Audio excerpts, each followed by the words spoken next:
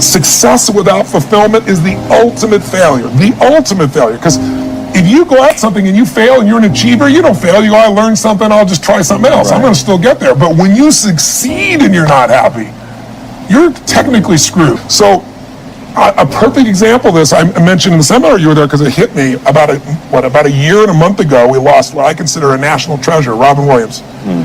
And I asked people, how many of you love Robin Williams? Everybody raised their hand all around the world, right? He made people laugh, people were touched by him. So how good was he at the science of achievement? I mean, he wanted to be a great comedian, make the whole world laugh, he did. He wanted to have his own TV show, he did. He wanted the #1 show, he did it. He wanted to make movies, he did. He wanted to have an Academy Award for not being funny. Dramatic, and he did it, right? He did it, yeah. He said he wanted a beautiful family. He achieved everything, and he hung himself. That's crazy. And I know recently someone's saying, well, you know, he had dementia, he had drug abuse, he had alcohol abuse most of his life because he made everybody happy but whom? Himself. That's the ultimate failure. So if I had no other message to offer your viewers, and you let me give it to them right now, I'll tell you what I believe. I believe our lives are controlled by one force, decisions. I certainly believe in force greater than myself, call it God if you will, grace, whatever you want to call it, the universe. But I also believe it gives us choices. And the decisions we make control us much more than the conditions we meet. It's not the conditions, it's your decisions. Decisions of what to believe, decisions of what to do, decisions of what to give. I say to people, think about, you know, look back 10 years ago, 5 years ago, 15 years ago, and think of a decision you made. That if you would have made a different decision, you'd have a totally different life today. Better or worse, I don't know, but totally different.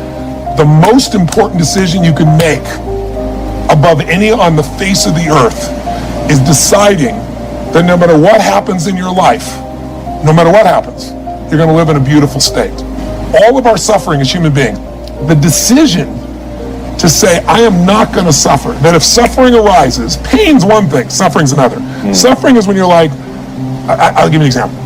A friend of mine is a very famous Indian industrialist and billionaire guy. And he just recently took a sport in India that's been around 2,000 years that almost every village child plays, and he turned it into a professional sport. No one had ever made a professional sport 2 years ago. He invested, I don't know, I'm making the number up, $20 million in it.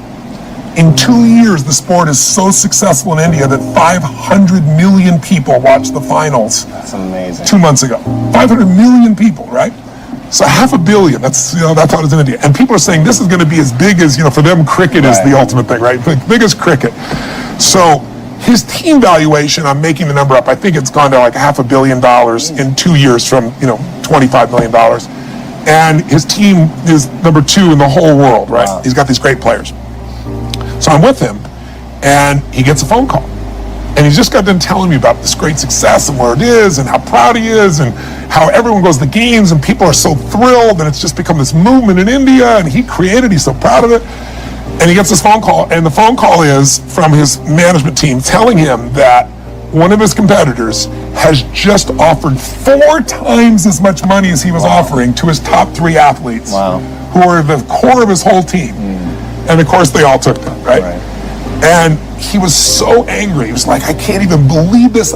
These guys were working in shops, and I brought them here, and I made them a star on national television, and they have no loyalty to me. And he's suffering. And the way you suffer is you focus on yourself. Suffering comes when we obsess about ourselves, what we're getting or not getting, what we should have done, what others should have done for us. It's the me game. You, my dear friend, and I say this with no blowing smoke, your primary core is a giver, which is why you're prospering. You're not the me. You're like, how do I give more, do more, share more, create more? How do we do a better job for our clients? How do we do a better job for our internal customers who work with us, our partners? Your entire life is that. That's why you're prospering. And you're not feeling suffering. But when you do suffer, and I promise you do, you correct me if I'm wrong, it'll because you're worrying about something in the future. How's this going to happen? Will this come together? Suffering could be worry, it could be anger, it could be frustration. It's anything that takes you out of a beautiful state. And here's what people don't get. You can end suffering by stop focusing on yourself and focus on something you want to serve greater than yourself. That if you sow some good stuff out here, if you make it your business, how you give your life, to give the best that you have, to give love, to give encouragement, to give help, to give support, if that's what your life is about, Whatever you put out here, ladies and gentlemen, I guarantee you it's going to come back. Now, the reason that most people don't give is because they operate out of a consciousness of scarcity. They don't believe that there's enough to go around. They can't see themselves having the capacity to give. They don't believe that they have anything to offer. They don't see themselves as an opening for the universe to work through.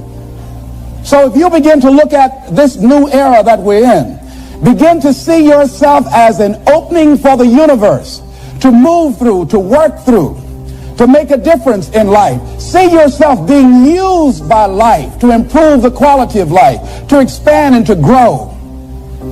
Most people have a very limited view of themselves and a very limited view of the universe, do not see their relationship to the universe, and cannot see how energy and things can flow through them. I love Gibran and the prophet. Then said a rich man, speak to us of giving, and he answered, you give but little when you give of your possessions, but it's when you give of yourself that you truly give. Gibran goes on to say, there are those who give little of the much which they have, and they give it for recognition, and their hidden desire makes their gifts unwholesome. And we know people who give only to be recognized.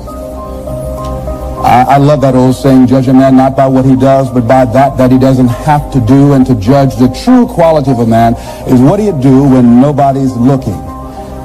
Gibran goes on to say something else important. He says, and there are those who have little and give it all.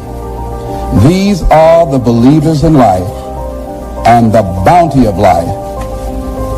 See, most people don't give, ladies and gentlemen, because they don't believe in life. Most people don't give because they don't understand the abundance in life. And so they go through life holding back on life, not understanding this also, that what you hold back from life, life holds back from you. So most of us go through life, ladies and gentlemen, not giving, and we're cheating ourselves, and you're also cheating life. See, I believe that all of us have some work to do.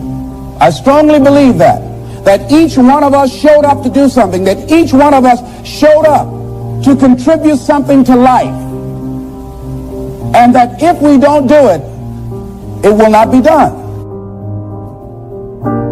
I thought it was more important for you to understand that your heart needed to be in the right place, that your motives needed to be right, that you were motivated not by greed, and that you're not motivated by trying to get stuff, but that when you understand the right motivation behind it, and trusting God and doing things out of the love of God and seeking God as the priority in your life and not seeking things, then about time we got to the point of talking about giving, you would understand that it's giving with the right heart.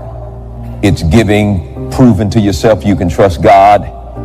It is giving out of the right motivation, and that you would understand at this point that if you don't have the right motivation and if you're not motivated by love, then your giving will have zero benefit to you. Other people may benefit out of your giving to them, but you won't benefit in any supernatural way if you don't understand the right motive and the right reason behind it all. And the fact that God has created this system for us, he didn't create this system for himself.